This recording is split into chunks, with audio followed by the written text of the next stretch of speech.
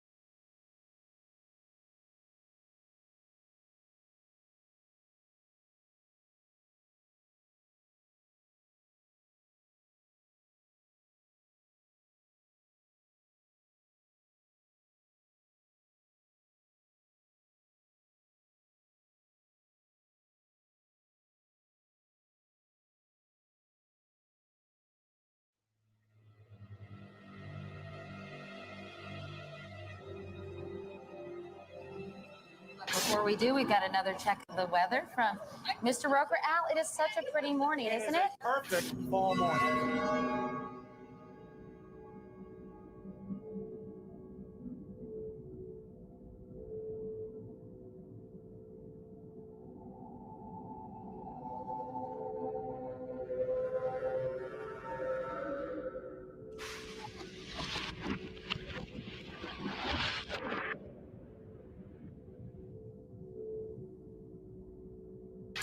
This is an NBC News special report.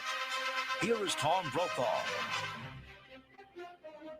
September 11th, the year 2001, a day unlike any other in the long course of American history, a terrorist act of war against this country.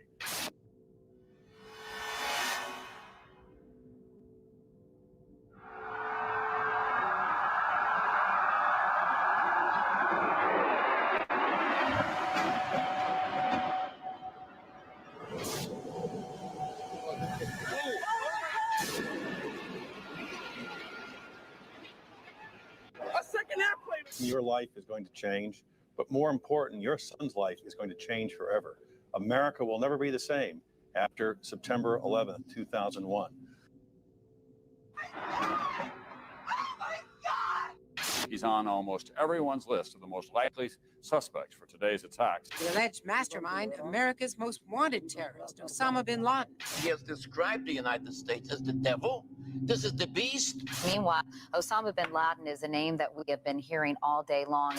They now believe that bin Laden was responsible. I'm told that Osama bin Laden likely deployed more than 50 terrorists. They are now, and I'm quoting here, 90% certain. Somebody provided the logistical support for this operation, and clearly the only person. Bin Laden comes to mind right away, Mr. Bermas. Indeed, he certainly does. Bin Laden. This is his MO. We have to look to the Middle East. We have to look to Osama bin Laden. Osama bin Laden. Osama bin Laden. Bin Laden. Osama bin Laden. Osama bin Laden. Remember, 24 hours ago, it was the Bush tax cut, the Bush budget, the Bush economy. You don't hear any of that tonight. It's America's enemy. America's under attack.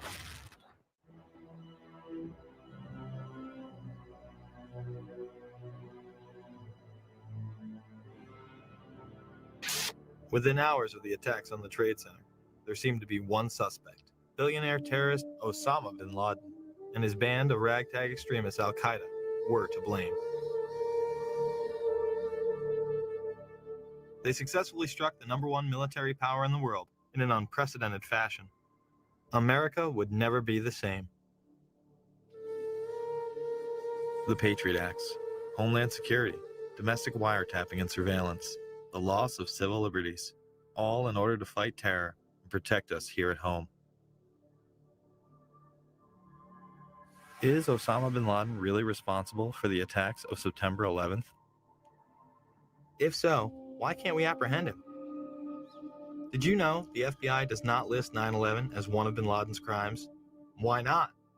According to Rex Toom, Chief of Investigative Publicity for the FBI, it is because there is no hard evidence linking bin Laden to the attacks.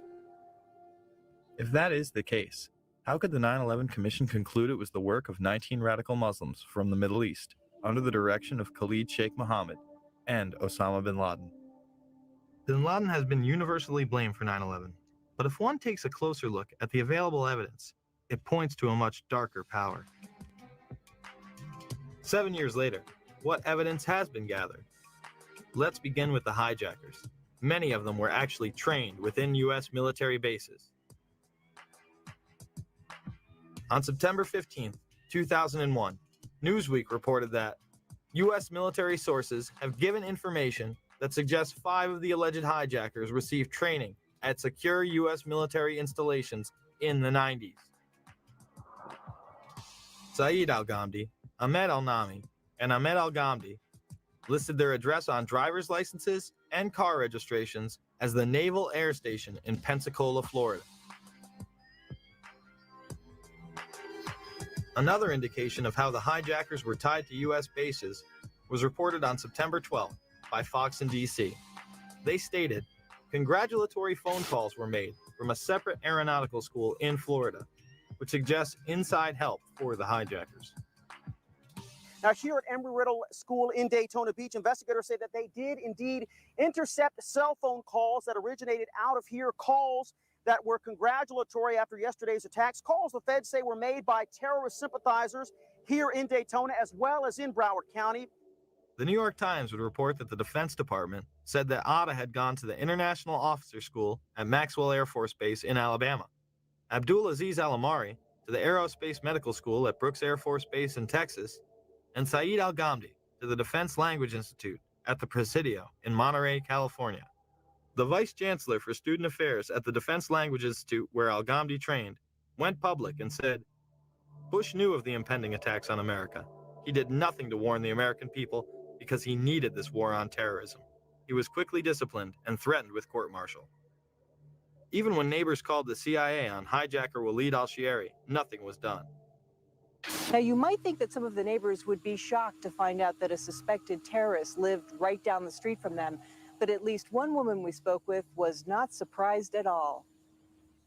Diane Albritton was so concerned about what was happening inside the home at 502 Orange Street, she called the CIA. Why was she suspicious? The odd coming and going, the different rental cars, the odd-looking people that came and went. At that time, she says the agency was not interested. How could it be that the CIA wasn't interested in this woman's story? Other government officials would go public as well. J. Michael Springman, a former head of the Visa Department in Jeddah, Saudi Arabia, would blow the whistle that the United States was taking part in covert programs as far back as 1987 to funnel in and protect Islamic terrorists. Well, it began in Jeddah when I was repeatedly told to issue visas to unqualified applicants. This went on for quite some time during most of my tour there. Under the American immigration laws, you need to demonstrate that you're going to the United States for a specific purpose. And typically, in such a situation, you're going to sign a business deal, or you're going to go as a tourist to see the Grand Canyon, or you're going to the United States as a student to study a particular course of study. And these were people that had no job in one instance. He was a Sudanese who was unemployed in Saudi Arabia and a refugee from the Sudan. But he got a visa for national security purposes after it was taken out of my hands by the chief of the consular section. At basis, though, I really think that these were more CIA assets, people that were recruited, like all of the folks I've been issuing visas to a couple of years previously.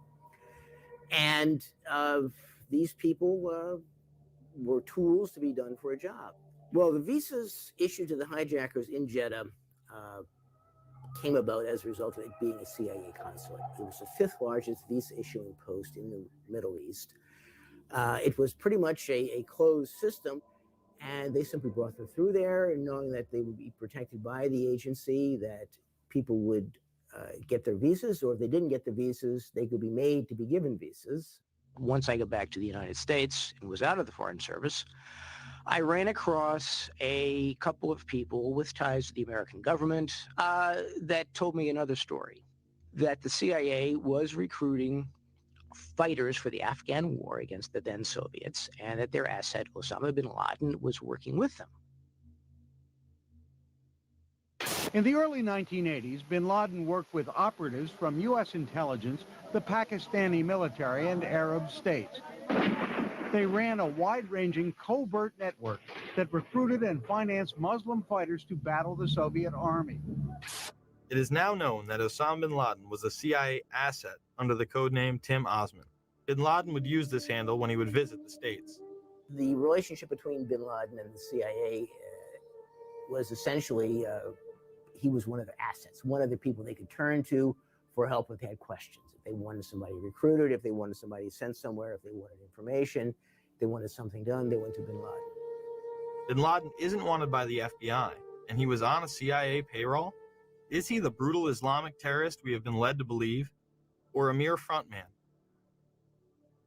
My question was, is it not true that the United States government paid $300 million to the bin Laden family for the construction of the military camps? At that point, then the person who was testifying had no choice but to admit, yes, that the money had gone to the bin Laden family for the construction of those military training facilities in Afghanistan. However, he added that none of that money went to bin Laden himself.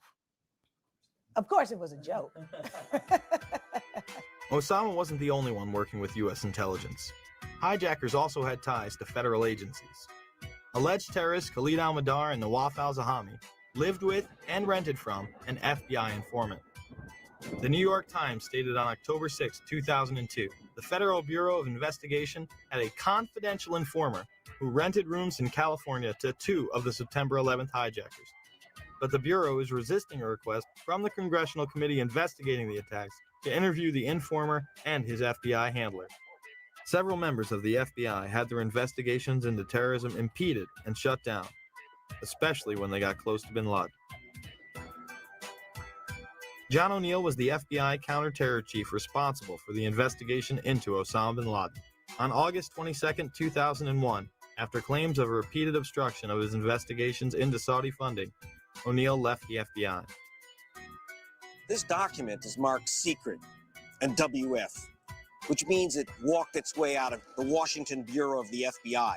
It indicates that before the attack of September 11th, agents had wanted to question 2 members of a very powerful family for their connections to a suspected terrorist organization, Omar and Abdullah bin Laden. But the agents weren't allowed to. O'Neill went on to take a new post as head of World Trade Center security.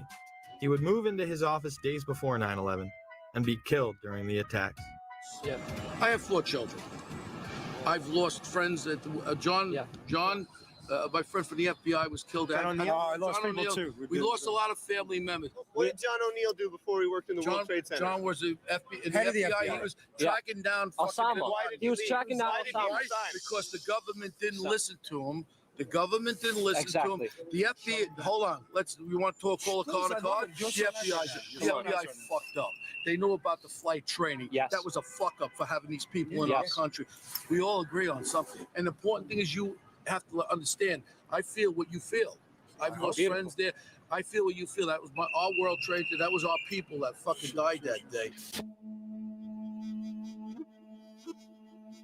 At a time when bin Laden was the most wanted man in the world, why would intelligence agencies stop their own investigations, especially as they were closing in on him? Robert Wright and others within the FBI also had their investigations into terrorism stopped prior to 9/11. Since August of 1999, I've been working to legally expose the very real and foreseeable Middle Eastern terrorist threats to American citizens at home and abroad. From 1993 to 1999, I was assigned to the Chicago Division's Counterterrorism Task Force. The successful investigation, which was codenamed Vulgar Betrayal, VULGAR Betrayal, led to the June 1998 seizure of $1.4 million of Middle Eastern terrorist funding. These funds were linked directly to Saudi businessman Yassin Qadi. On October 12, 2001, Yassin Qadi was designated by the United States government as a financial supporter of Osama bin Laden. Larry Klayman of Judicial Watch initially tried to help get Wright's story to the proper authorities. He wanted to come forward long before 9/11. We were taking those steps beginning last summer to do that. The FBI had 30 days to allow that to occur. They violated their own regulations. They covered it up. If you didn't hear me, I went specifically. I called the Attorney General's office just days after 9/11. I said, Dave Shippers and I represent a special agent of the FBI Chicago field office who has years of information about how the FBI did not do its job, did not in any way investigate in a meaningful way money laundering in the United States. You're now claiming you want to do this. I'd like to make them available to you, Attorney General Ashcroft. And I was met with a response by Michael Chertoff, head of the criminal division. We're tired of conspiracy theories. Michael Chertoff would later become the head of Homeland Security, the department set up to fight the war on terror after 9/11. Wright was also restricted from telling any specifics about their investigation. Robert Wright was then prevented from working on terror investigations. So what happened to Wright? He was demoted in and around the time period leading up to 9/11. He's working on innocuous, meaningless things. That's what he's doing. Yes. he's a paper pusher, is because these monies were going through some very powerful U.S. banks with some very powerful interests in the United States. These banks knew or had reason to know that these monies were laundered by terrorists. And there are very significant potential conflicts of interest in both the Clinton and Bush administration, and in particular this Bush administration, who is as tight with Saudi Arabia as you can get. The president's father used to stay with the bin Laden family when he would go to Saudi Arabia. Former President Bush spent the night in D.C. at the White House on September 10th. We've also learned at NBC that there was a President Bush in the White House during the morning of these events. His father, former President Bush, was actually at the White House the morning of the attack. The next day, elite financiers of the Carlyle Group would meet. This global private equity investment firm would profiteer enormously from the wars in the Middle East. At the table were both Bush Sr. and Osama's brother, Shafiq bin Laden.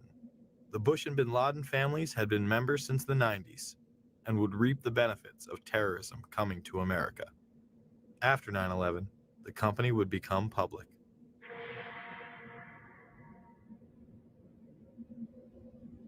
All I do agree with you is I want the fucking Bush and Clinton with their relationship with Saudi fucking Arabia. Yes. I agree with you. They're kissing their asses like that. That's bullshit. Because they're sucked up in that family that took off. That's a fucking crime. The family Mr. Deedle is referring to is, of course, the bin Ladens. While all domestic flights were grounded, suspects closest to the supposed mastermind behind 9/11 were allowed to leave on chartered flights. Let's show you some video that was taken exclusively by News Channel 2 8 days after 9/11. That man there is Osama bin Laden's younger brother, Khalil, who had been here vacationing with other family members there on an estate that they owned in West Orange County.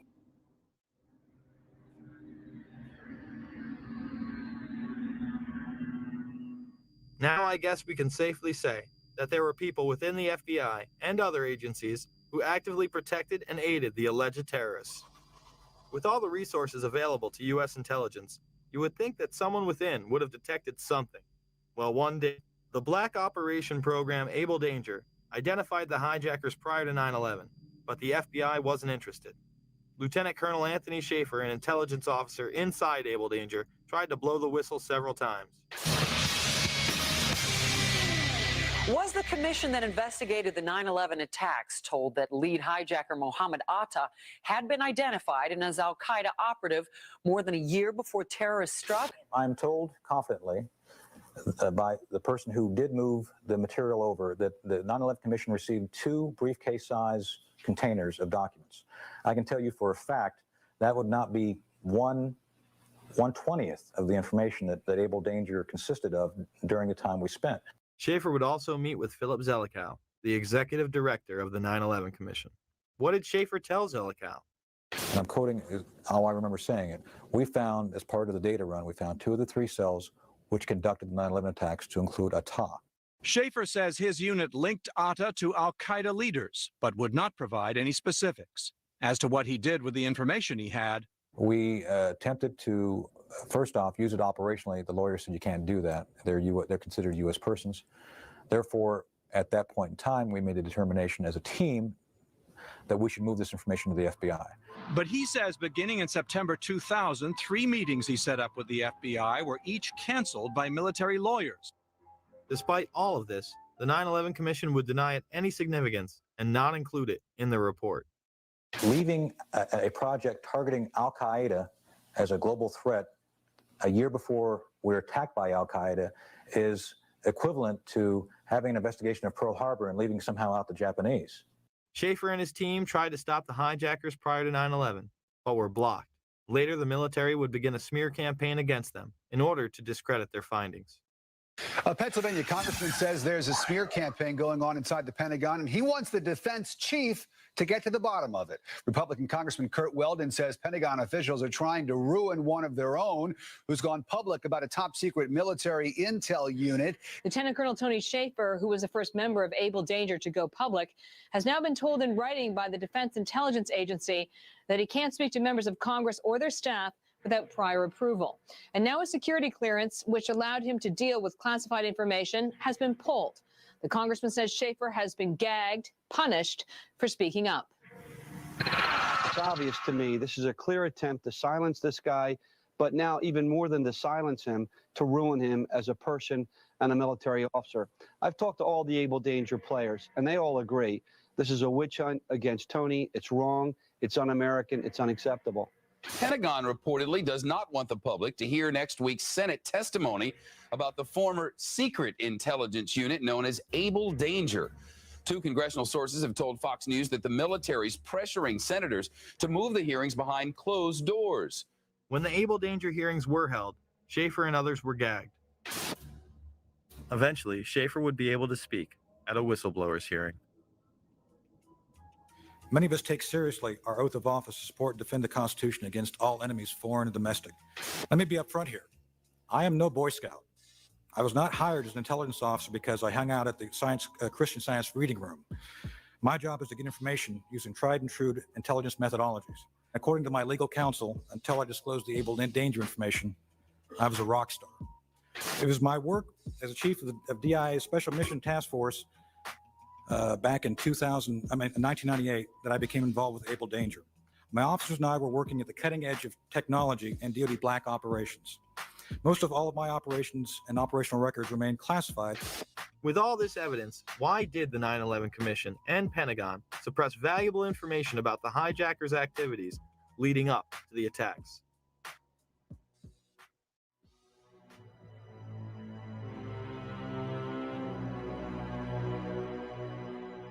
It was widely reported that men had been celebrating the attack after recording the first plane strike.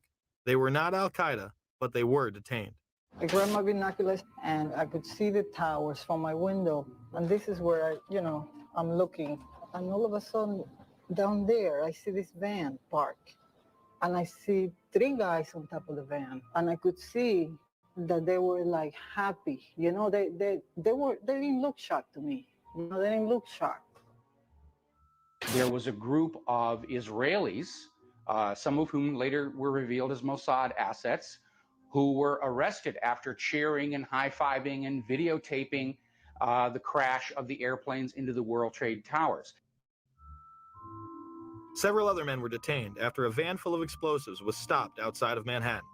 Earlier, we had heard that an FBI spokesperson said that there was a report on the George Washington Bridge, which is another facility which you folks are responsible for policing, a report that there had been a van stopped there that had explosives. Asked this week about another sprawling investigation and the detention of 60 Israelis since September 11th, the Bush administration treated the questions like hot potatoes. I would just refer you to the Department of Justice with it. I'm not familiar with the report. I'm aware that some Israeli citizens have been detained. With respect to why they are being detained and the other aspects of your question, whether it's because they are in intelligence services or what they were doing, I will defer to the Department of Justice and the FBI to answer that.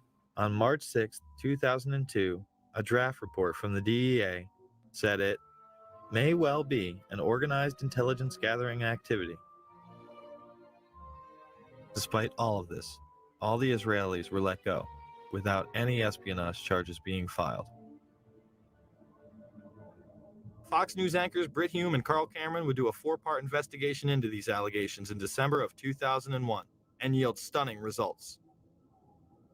It has been more than 16 years since a civilian working for the Navy was charged with passing secrets to Israel. Jonathan Pollard pled guilty to conspiracy to commit espionage and is serving a life sentence. At first, Israeli leaders claimed Pollard was part of a rogue operation, but later took responsibility for his work. Now, Fox News has learned some U.S. investigators believe that there are Israelis again very much engaged in spying in and on the U.S. Since September 11th, more than 60 Israelis have been arrested or detained, either under the new Patriot anti-terrorism law or for immigration violations.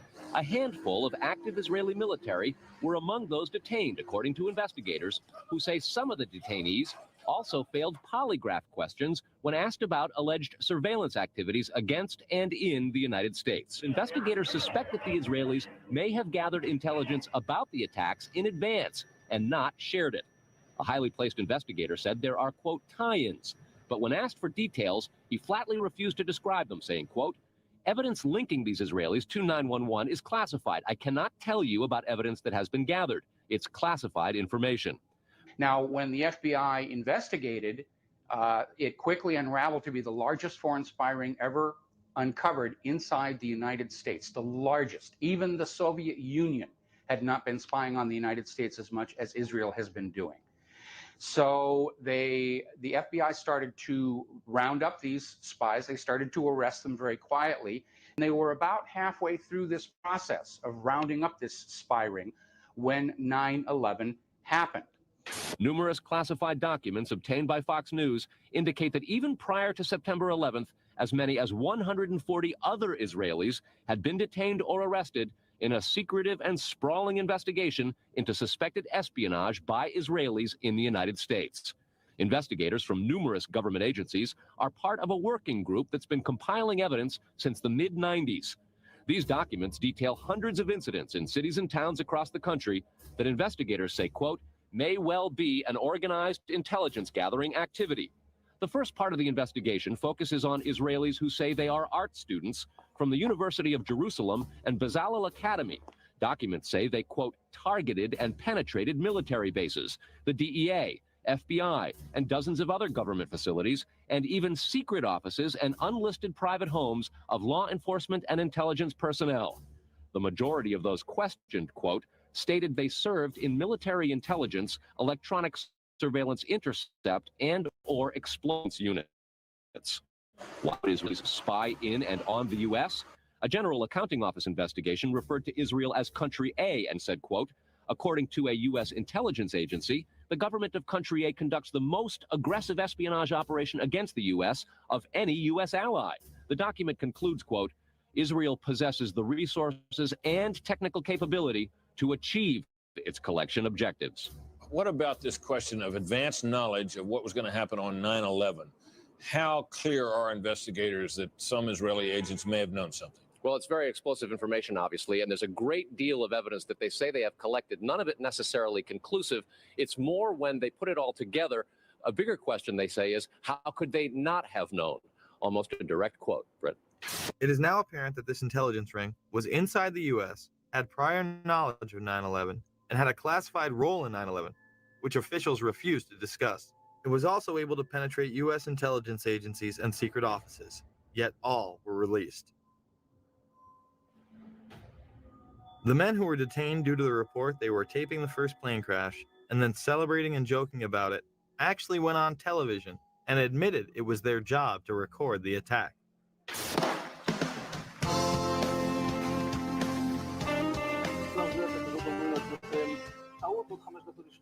And at that point, we were taken for another round of questioning, this time related to our allegedly being members of Mossad. The fact of the matter is, we are coming from a country that experiences terror daily. Our purpose was to document the event. How could they have known about the attack? And who sent them to document it? The evidence points to a large intelligence network inside the United States that had teams on the ground, such as the ones recording the attack, and electronic surveillance teams gathering information. Another team who was involved that day detonated explosives on the ground. We have both suspects under K. We have the suspect who drove in the van exploded. Yeah, I just want to make sure you and your guys are all right over there, K, that's all. You know, we have both Neotrans driven that exploded. What location? King Street between 6 and 7. Shooting is on the scene on King 6 and 7. What unit are you? How would these teams obtain their information? The basically tracked back to two companies. The first one was called Amdocs. This is an Israeli-owned company which does the billing for 90% of the telephone companies inside the United States. Fox News has learned that some American terrorism investigators fear certain suspects in the September 11th attacks may have managed to stay ahead of them by knowing who and when investigators are calling on the telephone. How? By obtaining and analyzing data that's generated every time someone in the U.S. makes a phone call. What city and state, please? Here's how the system works. Most directory assistance calls and virtually all call records and billing in the U.S. are done for the phone companies by Amdocs Limited, an Israeli-based private telecommunications company. Amdocs has contracts with the 25 biggest phone companies in America and more worldwide. It is virtually impossible to make a call on normal phones without generating an Amdocs record of it. In recent years, the FBI and other government agencies have investigated Amdocs more than once. Sources tell Fox News that in 1999, the super-secret National Security Agency, headquartered in Northern Maryland, issued what's called a top-secret Sensitive Compartmentalized Information Report, TSSCI, warning that records of calls in the United States were getting into foreign hands, in Israel in particular. Fox News has learned that the NSA has held numerous classified conferences to warn the FBI and CIA how Amdocs records could be used.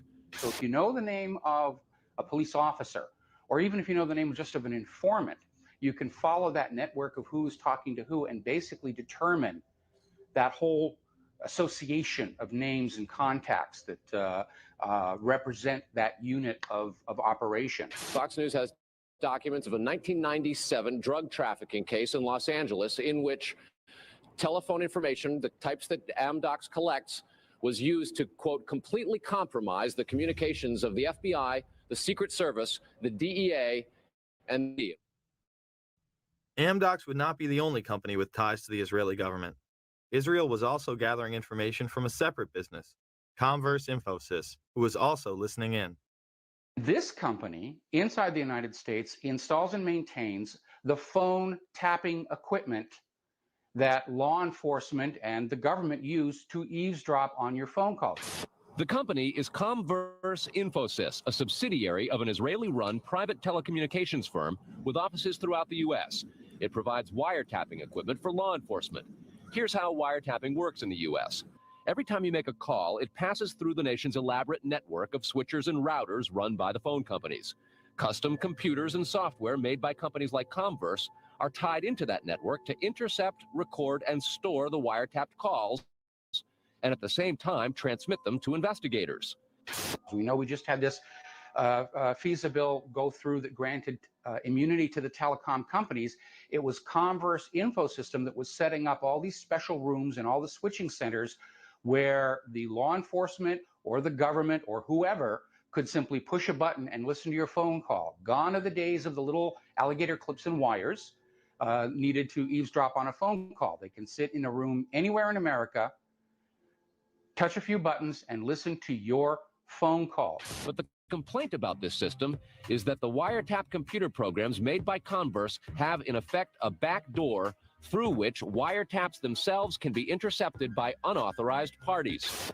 Adding to the suspicions is the fact that in Israel, Converse works closely with the Israeli government and under special programs gets reimbursed for up to 1% of its research and development costs by the Israeli Ministry of Industry and Trade. But investigators within the DEA, INS, and FBI have all told Fox News that to pursue or even suggest Israeli spying through Converse is considered career suicide.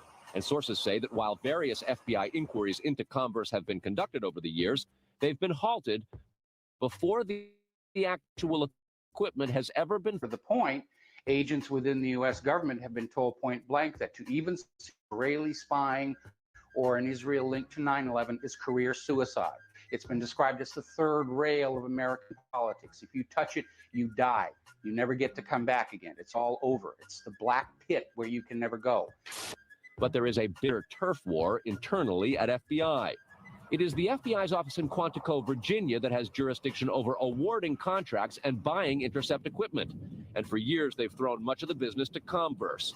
A handful of former U.S. law enforcement officials involved in awarding Converse government contracts over the years now work for the company.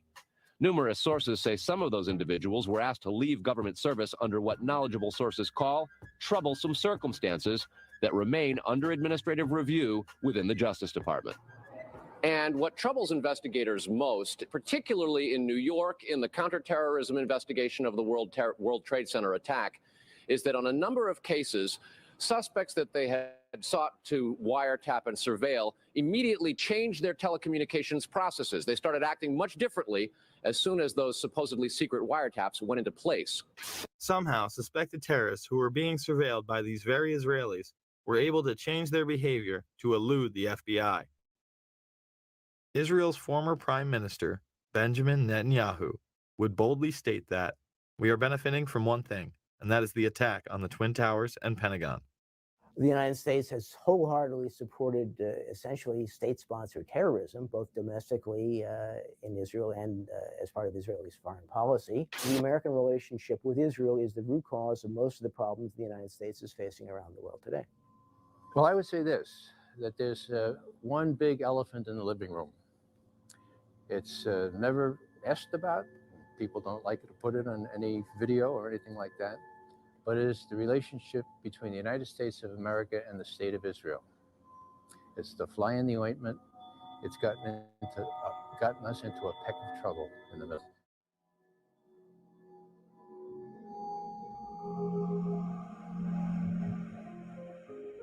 Confirmation of these allegations against Israel would finally come in January of 2008, when the Times Online would tell FBI whistleblower Sibel Edmonds' story. This Turkish translator for the FBI found an international spy ring that included Israel, Turkey, and Pakistan working with household names within the United States. She was gagged and to this day has been unable to tell her entire account. Edmonds stated that one high-level official was aiding foreign operatives against U.S. interests by passing them highly classified information, not only from the State Department, but also from the Pentagon, in exchange for money, position, and political objectives. The article stated that the Turks and Israelis had planted moles in military and academic institutions which handled nuclear technology. The Pakistani operation was led by General Mahmoud Ahmed, then the ISI chief. Intelligence analysts say that the members of the ISI were close to al-Qaeda before and after 9/11. Ahmed was accused of sanctioning a $100,000 wire payment to Mohammed Atta, one of the 9/11 hijackers, immediately before the attacks. Oddly enough, General Ahmed would be in Washington, D.C., meeting with George Tenet, the current director of the CIA, and others in the weeks before the attacks. In fact, on the morning of 9/11 itself, he would be having breakfast with Senator Bob Graham and Porter Goss. These two men would co-chair the initial congressional investigation, and Goss would later become the head of the CIA. I was trying to make the point that Ahmed didn't hide the fact, when we met with him in Pakistan and when he was in Washington, that he was close to the Taliban, that was his job, to be close to the Taliban. Graham would go on PBS and have this to say. I was surprised at the evidence that there were foreign governments facilitating the activities of at least some of the terrorists in the United States. I am stunned that we have not done a better job of pursuing that to determine if other terrorists received similar support, and even more important, is still exist.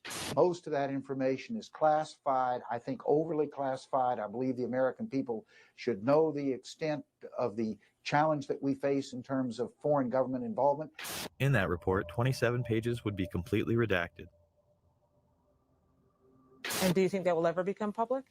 Which countries are talking about? It'll become public at some point when it's turned over to the archives, but that's 20 or 30 years from now. We need to have this information now. Are you suggesting that you are convinced that there was a state sponsor behind 9/11? I think there is very compelling evidence that at least some terrorists were assisted, not just in financing, although that was part of it, by a sovereign foreign government. The day after the attacks, it was apparent that some people within the government were aware of the Pakistani funding of al-Qaeda. Senator Powell, one country you didn't mention was Pakistan, and I understand that your deputy has spoken with the ambassador to Pakistan. Deputy Secretary Armitage did meet with Pakistani officials today. It would be useful to point out to the Pakistani leadership at every level how helpful they might be if we find a basis to act upon that information. Senator Biden, who had also met with the head of the Pakistani ISI, would have harsh words on the Senate floor. And the word should go out to those who pretend that they wish to be our friends, that they're going to have to make some very difficult choices. Pakistan in particular is going to have to make very difficult. Words will not be sufficient. Actions will be demanded. When Biden was confronted, he confirmed his meeting with Ahmed, saying Pakistani intelligence was indeed funding the Taliban. Sir, one question. In the days following 9/11, you met with the head of Pakistani ISI, General Muhammad Ahmed. It has since come to light that he ordered Shahid Sheikh to wire $100,000 to Muhammad Atta. Why was he allowed to go back, and why was he questioned, and why were you meeting with him? I deliver a message that if he stopped supporting the Taliban, we would take him out. Why did we let him go? We let him fly freely. We never investigated him. We never even looked into him. Look, there's a thing called diplomatic passports. We did not arrest Khrushchev when he came. But he financed the hijackers, and you let him go, and he's free. He hijacked the hijackers. No one knew he financed the He hijackers. hijacked. It's wired. It's recorded. He would later state that the information was indeed classified. How did you know the ISI was helping the Taliban, sir? How did you know they're helping them out? Is it classified? Pakistan was set up as the silent funding arm of the hijackers. They were used as a launching base for the occupation of Afghanistan. To review, we have just learned that many of the hijackers had ties to U.S. military installations, the FBI, and the CIA. That both Israel and Pakistan have classified roles in 9/11 to this day, and the man who co-chaired the initial investigation into 9/11 stated this information would be classified for at least 20 to 30 years. Virtually none of this information was in the 9/11 Commission report. Instead, you are expected to believe that Osama bin Laden carried out the attacks alone. Yet 2 wars and 7 years later, he's still on the loose. The bipartisan commission was full of insiders who whitewashed the events of that day to the point it was comical. 5 years after the horrors of 9/11, there's a new way to look at those unforgettable images. Through color, caricature, and captions, comic book veterans Ernie Colon and Sid Jacobson have brought to life the 9/11 Commission Report. It took a year and a half to distill 600 pages down to less than 150. When you hear about the idea of the 9/11 Commission Report as essentially a comic book, your first reaction is, what are you, crazy? It's accurate. I mean, the graphic version is accurate. That's what happened. Thomas Keane was the co-chair of the commission with Lee Hamilton. They would write a book together called Without Precedent. In it, he would claim that NORAD and the Pentagon did not tell the truth and that indictments were considered. If the report itself wasn't accurate, how could the comic book be? Thomas Keane is now traveling the country in order to instruct teachers on how to teach 9/11 to their young, impressionable minds.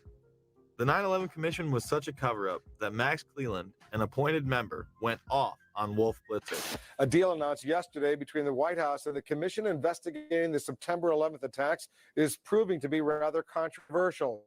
Under the agreement, only certain members of the commission will be allowed to review classified documents from the White House, and their notes will be subject to administration review.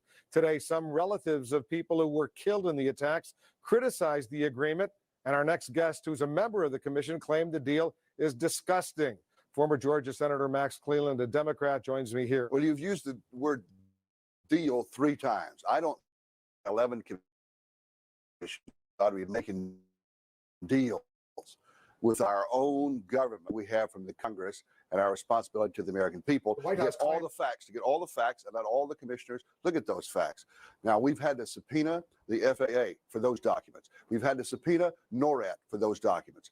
I'm in favor of subpoenaing the White House for the documents we need so that all the commissioners can get to see all the documents that we need. That's the only way we can face the American people and the families and say we have done a thorough investigation independently of the White House and the entire executive branch. The president has said only a minority of the commission can see a minority of the documents, and then they have to clear what they're going to say to the rest of the commission with the White House. If you're one of those 4 that gets to see these documents, change your opinion? No, they don't want any more eyeballs to see their documents than they can possibly get away with. It's a scam. It's absolutely disgusting. Cleland would later resign. Well, they have something to cover up. And the 9/11 Commission, of course, was a master cover-up. We know that. Question is what it was covering up.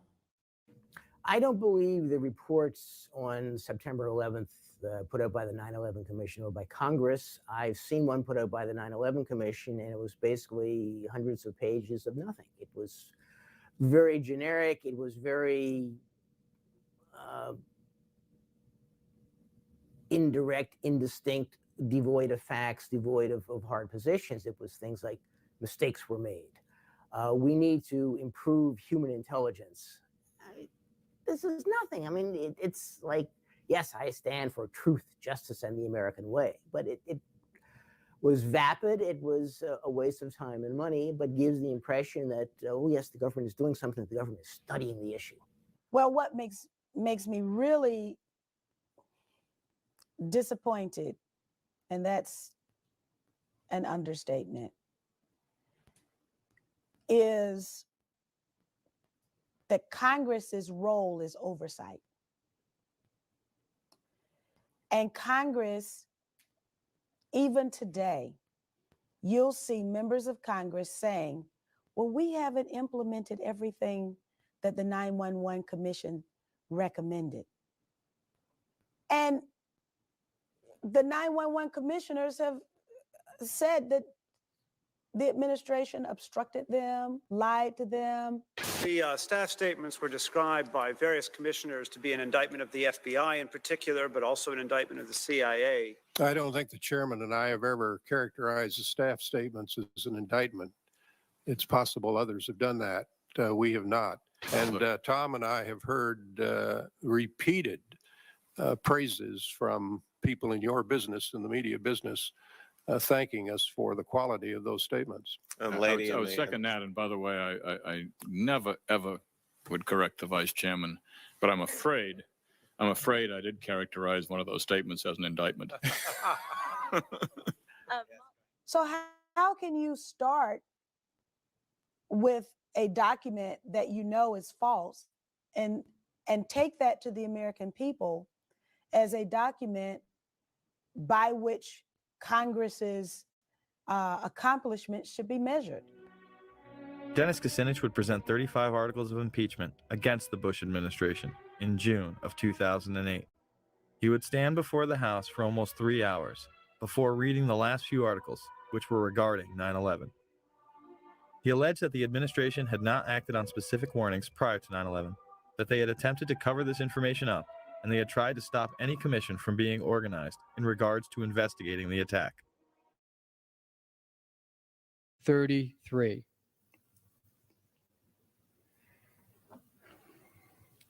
Repeatedly ignored and failed to respond to high-level intelligence warnings of planned terrorist attacks in the United States prior to 9/11. In his conduct while President of the United States, George W. Bush, in violation of his constitutional oath to faithfully execute the office of President of the United States, and to the best of his ability, preserve, protect, and defend the Constitution of the United States, and in violation of his constitutional duty under Article 2, Section 3 of the Constitution, to take care that the laws be faithfully executed, has both personally and acting through his agents and subordinates, together with the Vice President, failed in his constitutional duties to take proper steps to protect the nation prior to September 11th, 2001. So the congressional report was redacted, and the 9/11 Commission is a cover-up. Yet our supposed leaders continue to propagate fear of the boogeyman and his disciples. I do believe that Al-Qaeda has now made it part of their global effort to destroy everything we stand for and we believe in. I'm running for President of the United States because I believe the greatest challenge of the 21st century is that of radical Islamic extremism. I believe it's there. I believe it's all over the world. I believe it's a fight, a struggle between good and evil, everything we value and believe in versus everything that is evil that wants to destroy everything America stands for and leads. And I believe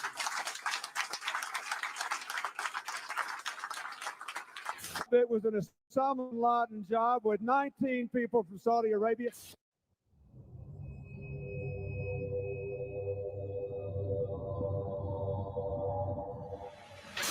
Even bin Laden himself warned us 3 weeks earlier. Osama bin Laden warned 3 weeks ago that he would attack American interest in an unprecedented attack, a very big one. There was a report, you'll recall, that the Mossad, the Israeli intelligence agency, did indeed send representatives to the U.S. to warn just before 9/11 that a major terrorist attack was imminent. Prior to 9/11, it was widely reported that hijacked planes could be used as weapons. By Youssef's group and bin Laden's group to undertake a suicide mission. Murad narrated to us about a plan by the Ramsey cell in the continental U.S. to hijack a commercial plane and ram it to the CIA headquarters in Langley, Virginia, and also the Pentagon. And they found more evidence pointing to other targets, evidence the Philippine government says it passed on to the U.S. The targets they listed were CIA headquarters, Pentagon, Transamerica, Sears, and the World Trade Center. President Bush even received the Phoenix memo, stating bin Laden was determined to strike in the U.S. in August, right before the attacks. The president was aware that bin Laden, of course, as previous administrations has been well known, that bin Laden was determined to strike the United States. In fact, the label on the president's, the PDB was bin Laden determined to strike the United States. On August 6, 2001, President Bush was presented a President's Daily Brief article titled, Bin Laden Determined to Strike in U.S. The lead sentence of that President's Daily Brief indicated that bin Laden and his followers wanted to follow the example of World Trade Center bomber Ramzi Youssef and bring the fighting to America. The article cited a more sensational threat, reporting that bin Laden wanted to hijack a U.S. aircraft. The President's Daily Brief item included information from the FBI indicating patterns of suspicious activity in this country, consistent with preparations for hijackings. The president broke his silence today about the revelations earlier this week that he had been briefed before September 11th about a possible al-Qaeda hijacking plot. The comments took place in the White House South Lawn setting where the press could not ask questions. While he was honoring the Air Force football team, his comments diverted to what has become topic A in Washington. You know what's interesting about Washington? It's a town, unfortunately, it's the kind of place where second guessing has become second nature. What I want to say to my Democratic friends in the Congress is that they need to be very cautious not to seek political advantage by making incendiary suggestions, as were made by some today, that the White House had advance information that would have prevented the tragic attacks of 9/11. Clark confirms that in June, July, and August 2001, the Central Intelligence Agency warned the president in daily briefings of unprecedented indications that a major al-Qaeda attack was going to happen against the United States. It was so well known that the United States had done several drills with this exact scenario prior to 9/11. We're going to take a closer look tonight at another example of where, despite the conventional wisdom, there were people in the United States who actually were preparing to defend against the kind of attacks which occurred here on 9/11. The North American Aerospace Defense Command, NORAD for short, has been defending the skies over the U.S. and Canada for almost 50 years, 46 to be precise. USA Today reports that in the 2 years before the attacks on September the 11th, NORAD conducted exercises using hijacked airliners as weapons. And one target was the World Trade Center. Here's ABC's Brian Ross. President Bush has said again and again that no one could have imagined what Osama bin Laden ordered for September 11th. We knew he hated us. But there was Nobody in our government, at least, and I don't think the prior government that could envision flying airplanes into buildings on such a massive scale. But that turns out not to be true. U.S. military planners did envision and practice those very scenarios. As reported by USA Today, the North American Aerospace Defense Command, NORAD, conducted exercises with fighter jets, simulating hijacked planes flown into the World Trade Center in the 2 years before the attacks. Pentagon planners also envisioned the attack on the Pentagon 5 months before it happened. One of these drills was run on June 1st and 2nd of 2001.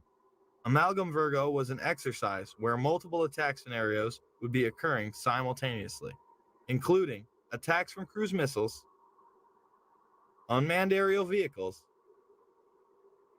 and hijacked aircraft. The scenario also envisioned a hijacker taking control of a commercial aircraft and slamming it into the nation's capital. The exercises would constantly be monitored by military satellites and planes. Osama bin Laden was the poster boy for this plot, appearing on the cover. Isn't it a fact, sir, that prior to September 11, 2001, NORAD had already in the works plans to simulate in an exercise a simultaneous hijacking of 2 planes in the United States? Colonel Scott, do you have any data on that? I'm not aware of that, sir. I was not present at the time. That was Operation Amalgam Virgo. Yes, sir. So what did happen on 9/11? The truth is, there was a lot more going on that day than we were being told. There were several war games and exercises being run simultaneously involving multiple government agencies. John Fulton and a team from the CIA would be conducting a drill at 8:45 a.m. out of the National Reconnaissance Office in Chantilly, Virginia, in which a plane is crashed into a building. Other drills would literally cripple our defensive and investigative abilities on that morning. But this very interesting information, Katie, Matt, and Tom from the FBI, they had been operating a massive exercise from their hostage rescue unit. All of their top teams, about 50 personnel, helicopters, equipment, were in Monterey, California for the last 2 days, scheduled to fly back today commercially. So all of those people are out of place. It's fair to say, according to sources that we've talked to here at NBC, that the FBI rescue operations and other FBI operations are really in chaos right now because they can't reach their officials in New York. All of their phone lines are down.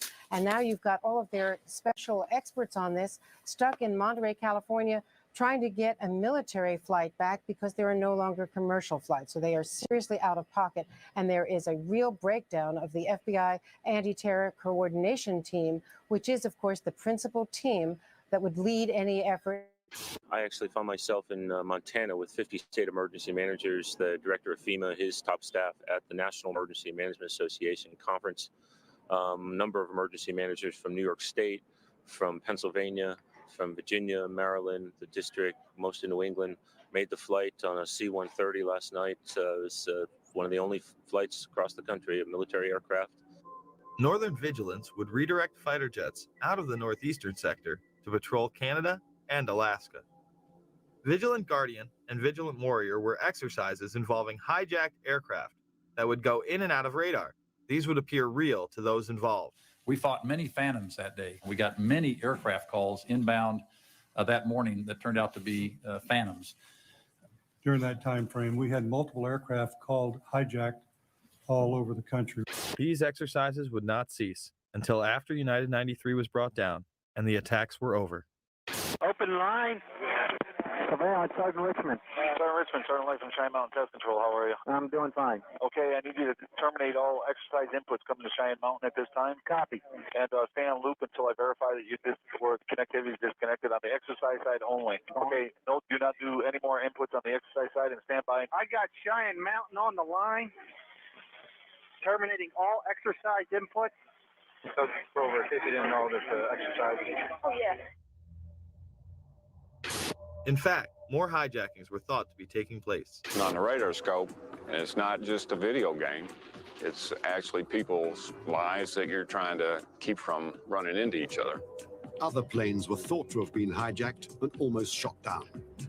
An aircraft inbound to Whitehorse from Alaskan airspace was a hijacked aircraft, and that the military flight crews were aware of this, and they were en route to intercept the aircraft. Some of these war games and their details remain classified to this day.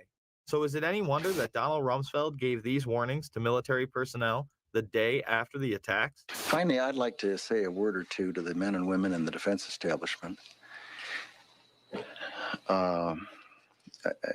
most of whom deal with classified information.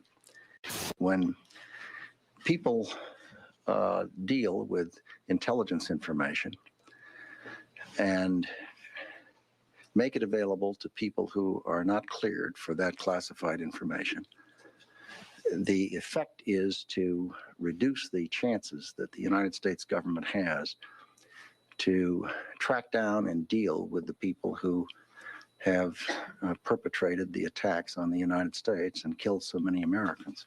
Later in the day, weapons are found planted on several other planes. A U.S. official says of the hijackings, these look like inside jobs. Sources tell Time that U.S. officials are investigating whether the hijackers had accomplices deep inside the airport's secure areas. And then there's the story of Flight 23. As bad as things were on Tuesday, there is a possibility that they could have been even worse. There was some kind of an altercation involving 3 men described by a Port Authority of New York and New Jersey police source as Middle Eastern in appearance. They attracted the suspicions of the gate staff boarding that flight. They had already gotten on the plane. They're asked to leave the aircraft. They refused to get off.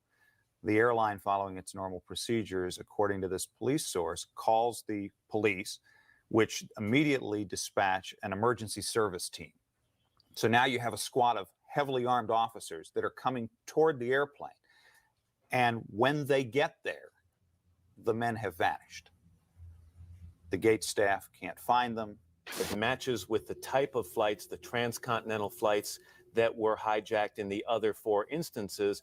Another disturbing fact, if indeed there was an altercation and these men felt they had a case to make and were being treated unfairly, you can't imagine they would have disappeared from the airport. They would have stayed around and pled their case with the police. It is extraordinarily unusual to have an airline, after it has boarded passengers, be so suspicious that it's going to ask these customers to get off the airplane. We got a phone call from a law enforcement officer who was on vacation, was in the United Airlines terminal at the time. As soon as he approached, they walked out of the terminal and he looked over. He described them as Middle Eastern in both appearance and dress. Not sure what that means, but that was his description. He said when they left the terminal through the glass doors, he saw them meet a 3rd man, and they then left. Inside the bags, officials found Al-Qaeda instruction sheets, but false identification prevented investigators from ever locating the bag's true owners. Coincidentally, the hijackers' identification would be found the exact same way.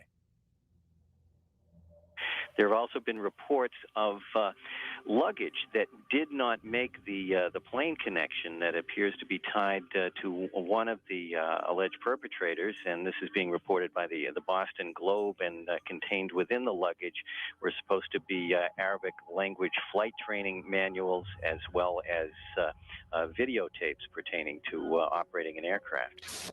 Then we have that mysterious suitcase with all of the hijackers' names and all of this incriminating evidence that is supposedly taken by one of the hijackers to the airport. Why, if they are planning on a suicide attack, would they even bother to pack a suitcase? Or if they're just packing the suitcase to look like they're checking luggage, just throw clothes in there. Why put a Koran? Why put flight manuals? Why put all this incriminating information if it's supposedly going to get burned up? And then magically, amazingly enough, this one suitcase doesn't make it onto the connecting flight to New York. And it's just there in baggage handling, waiting to be discovered and found. If the passengers on Flight 23 used false identification, why wouldn't the other hijackers? Based on my personal belief and based on the events of that morning, the decision to halt airplanes, in all likelihood, probably precluded other attacks. Atta and 3 others would do dry runs of the attacks before 9/11. Actor James Woods and others on the plane even filed separate reports to the FAA. Again, nothing was done. I was on a flight without going into the details of what made me suspicious of these four men, although it would have been blatantly obvious to the most casual observer, I took it upon myself to go to the flight attendant and ask to speak to the pilot of the plane. The first officer came out. I reported to him that I felt that the four men, and I said, can you look over my shoulder and see who I'm talking about? And he said, yeah. I said, I think they're going to hijack this plane. I mean, everything they're doing, and I explained to him these details, which I've been asked to keep private until whatever jurisdiction, whatever trials may take place. Their behavior was such that I felt they were going to hijack the plane. I found out later that not only did he make a report, but the flight attendant also made a report of my suspicions to the FAA. My friend Scott said to me, remember that flight you took in August? I said, yeah, I've been thinking about it all day. He said, well, maybe you should call the FBI. And I said, I'm sure they're being inundated, but I thought it over and I called the local office. 6:45 the next morning, I got a phone call that actually wakes me up. And he said, we want to talk to you about the flight that you took in August. I said, oh, did the manifest match of any of the flights yesterday and my flight? He said, well, we can't tell you that. I said, well, look, I'll get ready and I'll come down to the federal building. He said, we're outside your house. We'll just wait for you. Wow, 7:15. So this is 7 in the morning. I said, and this is the only funny part of any of this. I said, how did you know where I lived? And there was a pause. He said, we're the FBI. We're the FBI. Thank you. So they came in and I said, look, I'm dying to know, were these the guys? And he said, well, we've had 36,000 tips in one day. And there's two of us, and we're going to be at your house all this morning, so you can do the math, but we can't tell you, So since then, I have identified for sure two of them as two of the terrorists who actually were not on Flight 11, but one was on Flight 175 and one was on Flight 77. And I've been told unofficially, not by the FBI, but by someone else in actually a higher level of government, believe it or not, just through a coincidence, through a mutual friend, that all four of them were terrorists involved. As I explained to the FBI, they said, what was your first instinct? And aside from certain things like four guys getting on a transcontinental flight without any hand luggage, they said to me, what did you think these guys were? I said, well, I thought they were either four law enforcement officers or four terrorists, in that they had that thing that guys who are undercover or on a mission have between each other. Just more evidence that the hijackers had intelligence ties.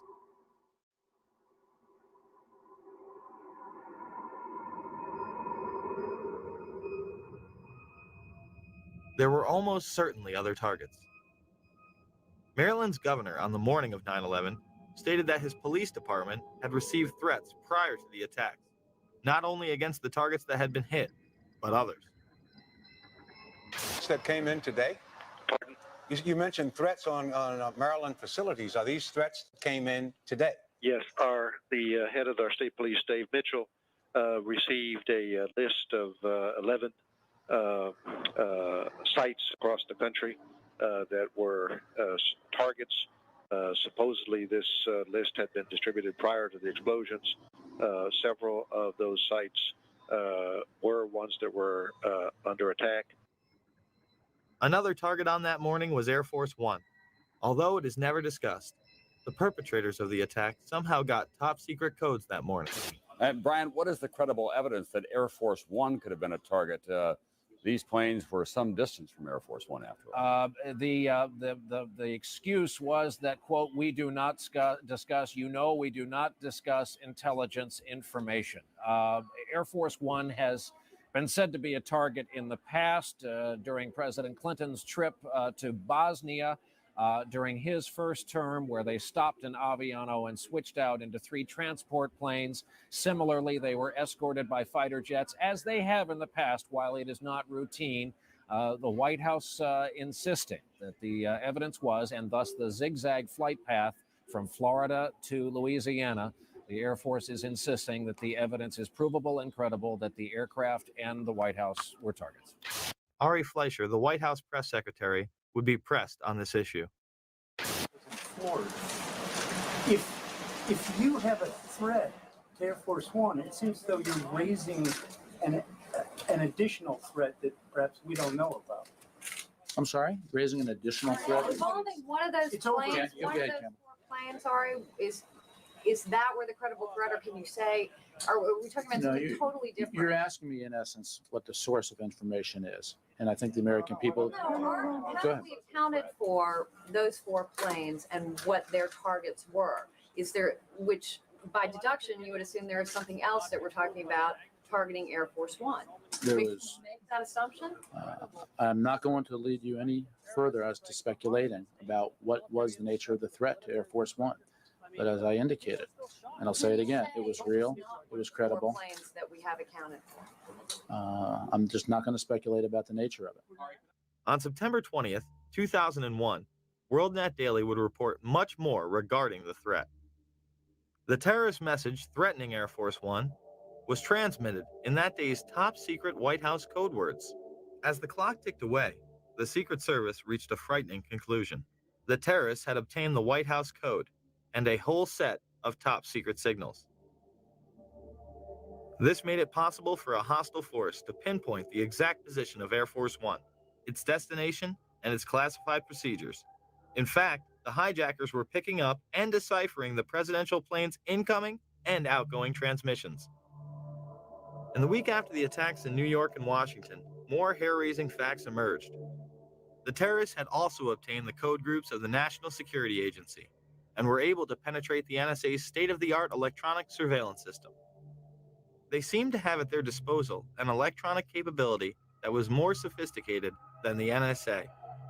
They also believe that the terrorists are in possession of all or part of the codes used by the Drug Enforcement Agency, the National Reconnaissance Office, Air Force Intelligence, Army Intelligence, Naval Intelligence, Marine Corps Intelligence, and the intelligence offices of the State Department and Department of Energy.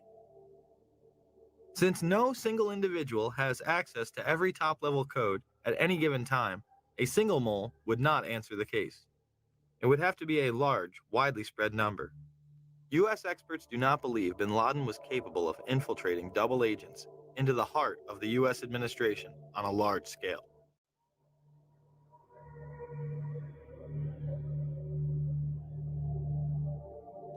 It shouldn't come as a surprise that Global Guardian, a mass Armageddon drill, was in full swing.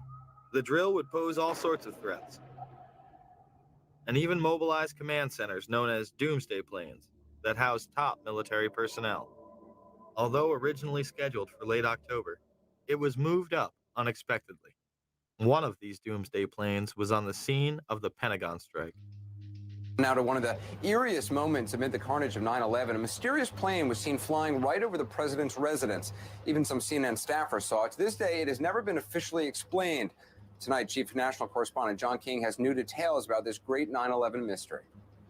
Today, 6 years after 9/11, the mystery endures about just what happened in the skies over the White House that terrible day.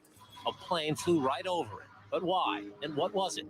It appeared overhead just before 10 a.m., a four-engine jet banking slowly in the nation's most off-limits airspace. About 10 minutes ago, there was a white jet circling overhead. Now, you generally don't see planes in the area over the White House. That is restricted airspace. Two government sources familiar with the incident tell CNN it was a military aircraft and say the details are classified. This comparison of the CNN video and an official Air Force photo suggests the mystery plane is among the military's most sensitive aircraft, an Air Force E-4B. Note the flag on the tail, the stripe around the fuselage, and the telltale bubble just behind the 747 cockpit area. The E-4B is a state-of-the-art flying command post, built and equipped for one reason: to keep the government running no matter what, even in the event of a nuclear war. The reason it was nicknamed the Doomsday Plane during the Cold War. They exercise this type of thing all of the time, and they simply don't talk about it. So it doesn't surprise me that they are very closed-mouthed about it. Ask the Pentagon, and it insists this is not a military aircraft, and there is no mention of it in the official report of the 9/11 Commission. But 6 years later, the Pentagon, the Secret Service, and the FAA all say they, at least for public consumption, have no explanation of the giant plane over the president's house, just as the smoke began to rise across the river at the Pentagon. There is also footage of another white mystery plane in the restricted airspace over New York City before the second attack,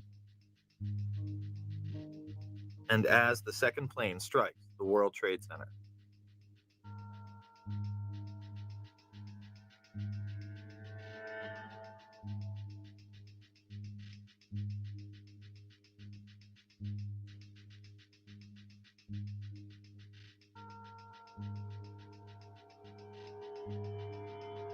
There were 5 E-4Bs in the air on 9/11.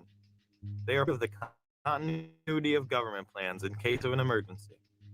This was in the early 80s, headed by none other than George Herbert Walker Bush. Was being made to consolidate continuity of government programs across several major departments of the government under one office, which turned out later to be called the National Program Office. As I understood it, this office fell under the jurisdiction of the Office of the Vice President. Then Vice President George Bush was the first in charge. On 9/11, this program was put into effect. This next one happens a lot these days. It seems like a story that is both reassuring and scary at the same time. This morning, we learned that the vice president wasn't the only one sent to an undisclosed location on September 11th, that an entire backup government was and is still there and may be there for as long as anyone now at least can imagine. Traveling in Iowa, the president for the first time discussed a secret ongoing operation designed to keep the federal government running if Washington is paralyzed by a terrorist strike. I still take the threats that we receive from al-Qaeda killers and terrorists very seriously. The operation was first reported by the Washington Post and confirmed to CNN by several administration officials.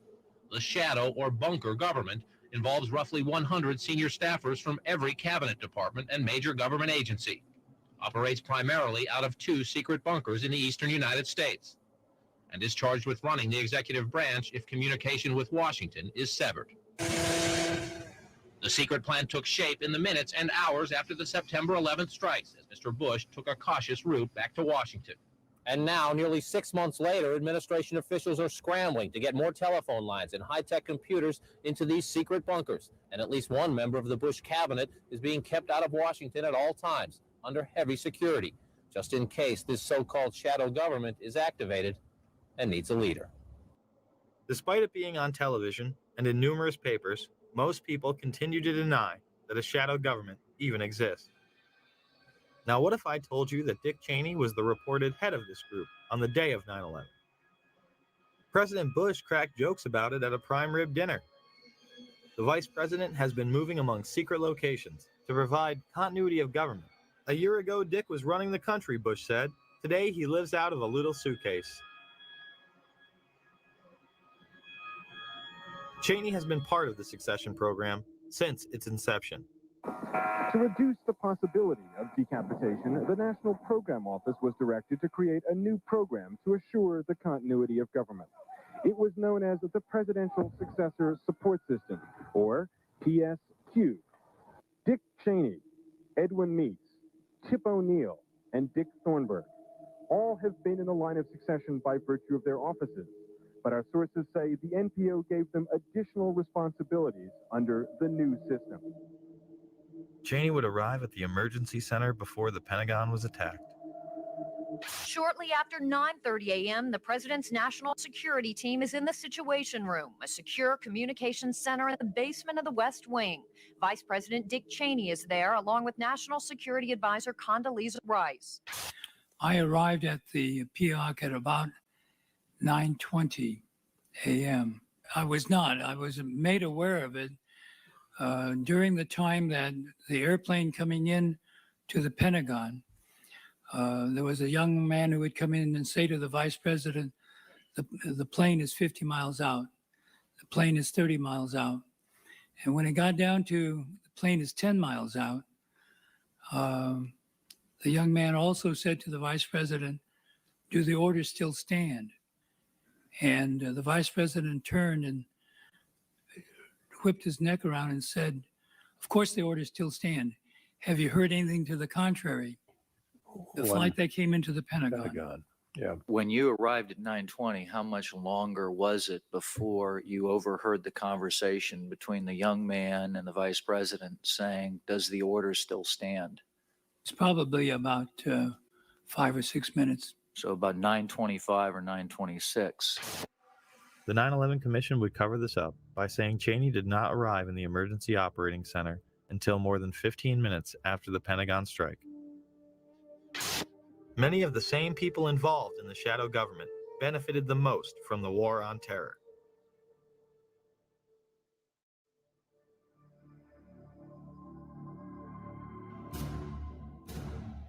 A key hub for intelligence was the Solomon Brothers building, also known as World Trade Center 7. This was a massive 47-story skyscraper that would have dominated most city skylines. At 5:20 in the afternoon, it would collapse into its own footprint. It also happened to be New York City's #1 spook house and operational center. It housed the Department of Defense, the Internal Revenue Services, the Security and Exchange Commission, the largest Secret Service office in the world, the largest CIA office outside of Virginia, and New York's Office of Emergency Management, or OEM. Beyond the haunting presence of those still missing in the rubble, Ground Zero is filled with guns, drugs, and secrets. Number 7 World Trade Center was also the New York office of the Central Intelligence Agency. The CIA ordered the building surrounded by FBI agents shortly after it collapsed. Since then, they have been searching for computers and a safe filled with classified documents. Government agents watch the construction workers through binoculars as they search. The OEM was where local government would rally in the case of an emergency, such as a terrorist attack or natural disaster. The command center on the 23rd floor is bulletproof and bomb resistant, with its own air supply and generators. It's linked to city airports, the Coast Guard, and the Pentagon. Computers will soon have detailed blueprints of every major building in New York City. Surprisingly, it would be deserted when city officials Barry Jennings and Michael Hess arrived. When the Office of Emergency Management did an activation, they always included our locale. I received the call shortly after the first plane hit.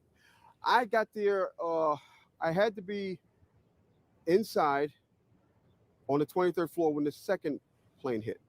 Upon arriving into the OEM EOC, we noticed that everybody was gone. I saw coffee that was on the desk. Still, the smoke was still coming off the coffee. I saw half-eaten sandwiches. And only me, Mr. Hess, was up there. After I called several individuals, one individual told me that to leave and leave right away. Both would go on network television on 9/11 and make the claim they experienced explosions inside the building as they tried to evacuate. Give you a live picture down Church Street. Fire crews now walking back toward the scene. We have seen them all morning trying to walk away, because what happens is every time a little piece of the building comes down, a huge black cloud comes at us, making it almost impossible to breathe or see anything in front of them. But now, at least for the past couple of minutes, it has been clear from this space back on Chambers in that area. So now they're walking back toward the World Trade Center. And as we keep letting you hear the personal stories, the survivor stories of exactly what happened inside the World Trade Center when that first plane went in, and of course the collapses since then, we're going to bring more of those to you now. Barry Jennings, you're on the 8th floor. You work for the City Housing Department. Explain to me the moment of impact. Well, me and Mr. Hess, Corporation Counsel, were on the 23rd floor. I told him we got to get out of here. We started walking down the stairs. We made it to the 8th floor. Big explosion. Blew us back into the 8th floor. And I turned to Hess. I said, "This is it. We're dead. We're not going to make it out of here." I took a fire extinguisher and I bust the window out. That's when this gentleman here heard my cries for help. This gentleman right here, and he kept saying, "Stand by. Somebody's coming to get you." They couldn't get to us for an hour because they couldn't find us. You thought that was it? I thought we're dead. I thought that was it. We have Frank Uciardo back on the phone with us, Brenda, with some New York City officials. Frank, go ahead. That's right. I'm standing here right now just off Broadway by City Hall with Michael Hess, who is the city's corporation counsel. Mr. Hess, you were trapped in, I believe, 7 World Trade Center. Go ahead, sir. Yes, I was. I was up in the Emergency Management Center on the 23rd floor, and when all the power went out in the building, another gentleman and I walked down to the 8th floor where there was an explosion, and we've been trapped on the 8th floor with smoke, thick smoke all around us for about an hour and a half. But the New York Fire Department, as terrific as they are, just came and got us out. When I made it to the 6th floor, and there was an explosion. The explosion was beneath me. Keep in mind now, it's pitch black in there. All the lights went out. So when the explosion happened, it blew us back. I'm thinking I'm standing on the landing. I'm actually holding on to a pole above us. Really? And I had to climb back up because Hess is yelling, "What do we do now?" I said, "There's only one thing we can do, and it's go back up." Both buildings were still standing. Keep in mind, I told you the fire department came and ran. They came. Why? Because building tower 1 fell, then tower 2 fell. And then when they came back with all concern now, like, to get me the hell out of there. I was trapped in there for several hours. I was trapped in there when both buildings came down. All this time, I'm hearing all types of explosions. All this time, I'm hearing explosions. When they finally got to us, and they took us down to what they called the lobby, because I asked them, I said, when we got down there, I said, "Where are we?" He said, "This was the lobby." And I said, "You got to be kidding me." It was total ruins. Total ruins. Now, keep in mind, when I came in there, the lobby had nice escalators. It was a huge lobby. And for me to see what I saw, it was unbelievable. And the firefighter that took us down kept saying, "Do not look down." And I kept saying, "Why?" He said, "Do not look down." And we were stepping over people. And you know, you can feel when you're stepping over people. This building would fall into its own footprint at 5:20 in the afternoon at nearly free fall speed. Almost 7 years later, there has still been no official reason given, but some have given the false impression that damage caused by the collapse of the Twin Towers brought 7 down. Despite the fact that no other surrounding buildings acted in this manner.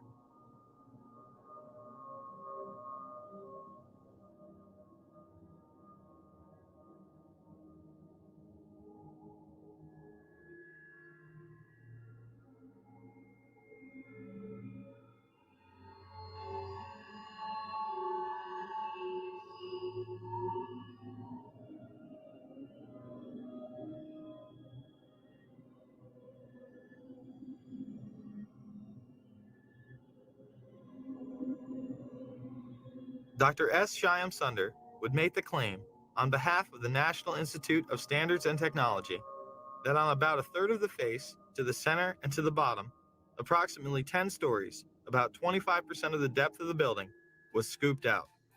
Here is the south face of World Trade Center 7. Does it look like 1/4 of the building is gone?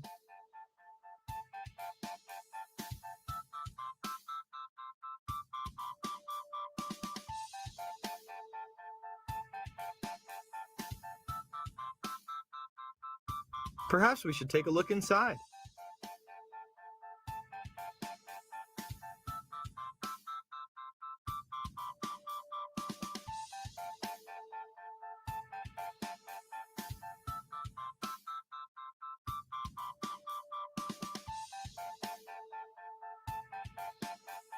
It appears it is not scooped out after all.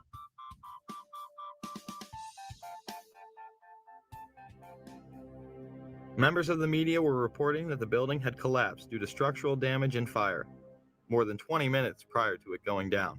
Now, more on the latest building collapse in New York. You might have heard a few moments ago, I was talking about the Salomon Brothers building collapsing.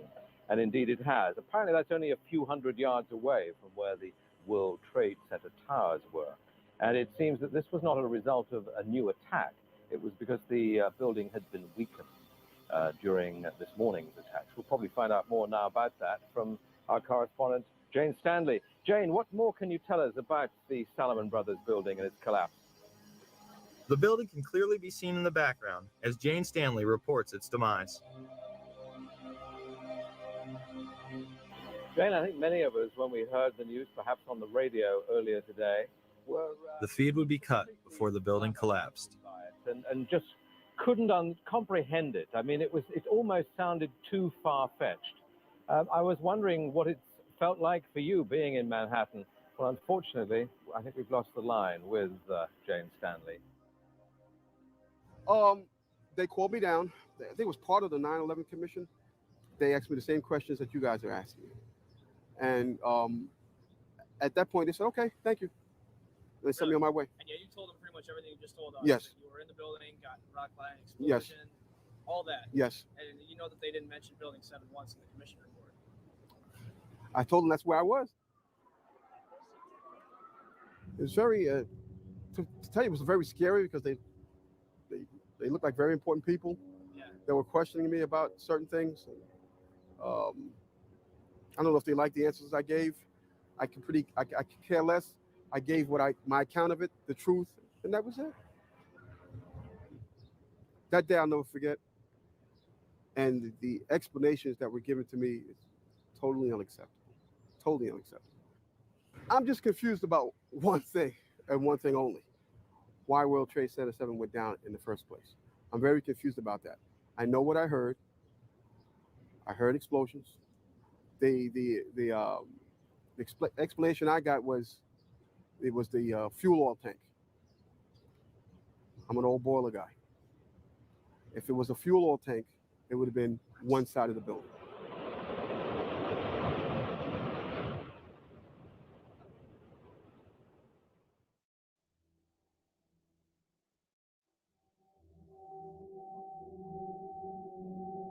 After 9/11, a climate of fear was created in order to shut down any opposition to the Bush administration's new agenda. A week after 9/11, anthrax began appearing in the mail. The letters were made to look as though they were the work of Muslim extremists, claiming "Death to America" and "Allah is great." Now, if you remember, these anthrax letters, they were written to appear to be from semi-literate Muslims, very crude handwriting, all of this, all of that. They really do look more like movie prop letters than real letters. The targets were government buildings, media outlets such as CBS, NBC, the New York Post, and politicians such as Senator Daschle and Leahy, two members of the opposition party. When the FBI tested the anthrax, it was highly refined and weaponized. Colin Powell would go on CNN and deny these allegations. I think we've had a lot of stories over the past 4 or 5 days. First, it was weaponized anthrax, then it was highly refined, and then when it was analyzed, it was discovered it was none of the above. The anthrax used in the attacks was identical to that of the Ames strain, which led the investigation to Fort Detrick. An analysis of the anthrax that was sent to Senator Daschle's office shows that this anthrax has a sophistication that leads people to know that it can only be produced by a PhD microbiologist, and it would have to have been done in a small, well-equipped microbiology lab. This appears to be the so-called Ames strain.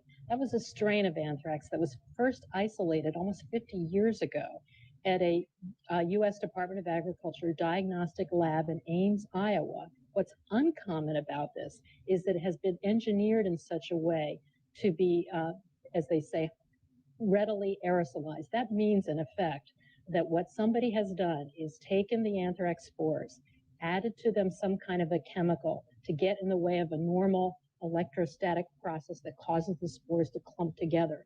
Chemicals been added to declump them, in effect. That makes them very fine. They are able then to be dispersed very readily into the air. The Washington Post would report, genetic fingerprinting studies indicate that the anthrax spores mailed to Capitol Hill are identical to stocks of the deadly bacteria maintained by the U.S. Army since 1980.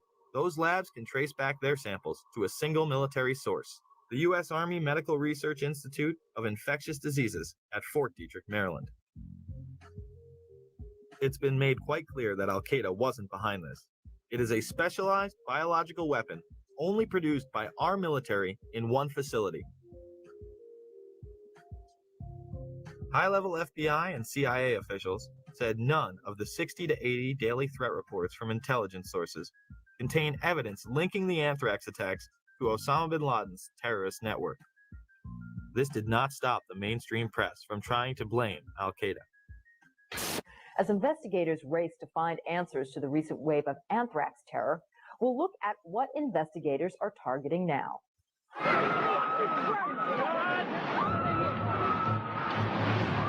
Since September 11th, Americans have been put on alert. This is so terrible.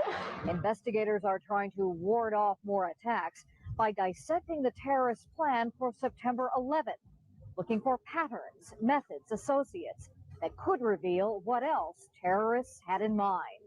It was not something smuggled in from Iraq. It was not something smuggled in from any Middle Eastern country. it was U.S. government ultrafine granulated weaponized anthrax spores. There was another story that the media absolutely would not touch, the story of Dr. Philip Zach. And it goes back to the U.S. government lab where the anthrax was stored. It was reported that official U.S. government documents in the anthrax investigation showed that Dr. Zach had entered the laboratory where the anthrax used in the letters was kept without proper authorization after having lost his job. Somehow the Bush administration would have the foresight to be on Cipro 6 weeks prior to the attacks. How convenient. An attack traced back to U.S. government facilities, and the president and his staff happen to be taking the antidote before it's even in the mail. Judicial Watch would file suit against the administration for its actions. Well, this is another good example of how certain people consider themselves to be above the rest of us. On September 11th, I think it'll come as a shock to a lot of people, but it's been reported by the New York Times and other major news organizations and confirmed by the White House. The president's office and vice president's office went on Cipro, the antibiotic that was used to combat anthrax. The White House went on Cipro. It must have known that either an attack was underway or was imminent. It shows you that some people in this country are less than equal and are not treated like the political elites.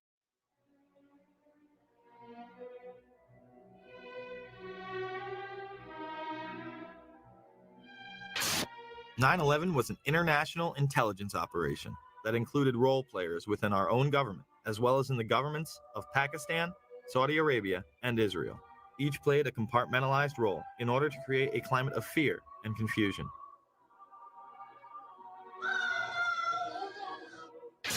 This, combined with the evacuation of government offices, kept any type of dissent off the radar. It was a time when Americans felt they needed to rally around their leaders, and they did. I can hear you. And the people who knock these buildings down will hear all of us soon. USA! USA! USA! The power structure used that unity to pass nightmarish legislation, beginning with the Patriot Act, which was written before 9/11.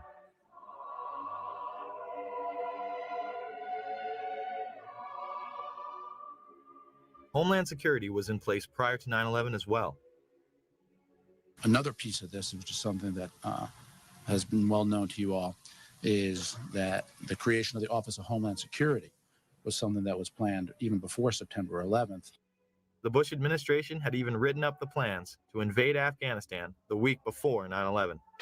And as a result of a process that involved the CIA, the Department of Defense, the Department of State, the National Security Council, a national security presidential directive was developed and prepared throughout 2001 that was approved by what's called the Principals Committee, which is essentially cabinet-level officers involved in national security, on September 4th, 2001. That document was then finalized on September 10th. I think it was focused on Al-Qaeda from the various earlier days. We fight a fabled enemy, the likes of which that can never be defeated.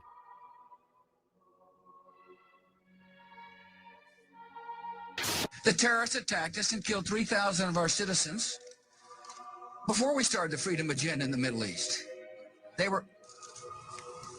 What did Iraq have to do with what? The attack on the World Trade Center. Nothing. While an international intelligence cartel wages psychological warfare against we the people on behalf of the global elite. And remember, this is a government that over the years has proven that it can be trusted with these powers. You'd hope, as you mentioned before, that people don't complain about these extra inconveniences because they are simply being put into effect to protect all of us. They masquerade as our saviors, while the media glorifies and indemnifies them. Either you are with us or you are with the terrorists.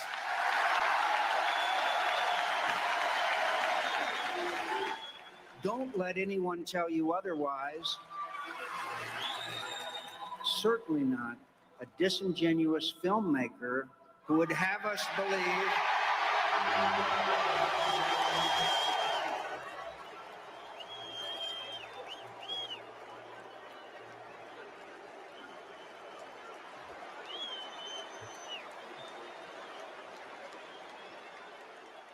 The time has come not for a revolution, but a restoration of our Constitution, our Bill of Rights, but most of all, our morality as a people.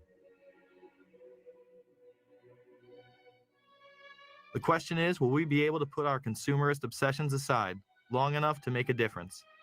Can we put down the remote control and hold these tyrants accountable? It's up to us. No more excuses. Thank you.